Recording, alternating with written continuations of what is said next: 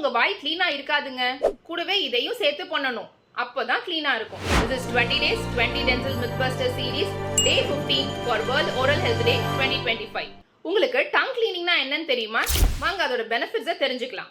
இது bad breath-அ prevent பண்ணும். டங்ல bacteria and food particles deposit ஆகுறது தான் நம்மளோட பேட் பிரெத்துக்கு மேஜர் ரீசன். இது டேஸ்ட் பட்ஸையும் ஹெல்தியா மெயின்டைன் பண்ணும். கிளீனான டங்னா உங்களோட ஃபுட்டோட டேஸ்ட்டை நீங்க ப்ராப்பரா எக்ஸ்பீரியன்ஸ் பண்ண முடியும். அதோட டேஸ்ட் பட்ஸும் வீக் ஆகாது.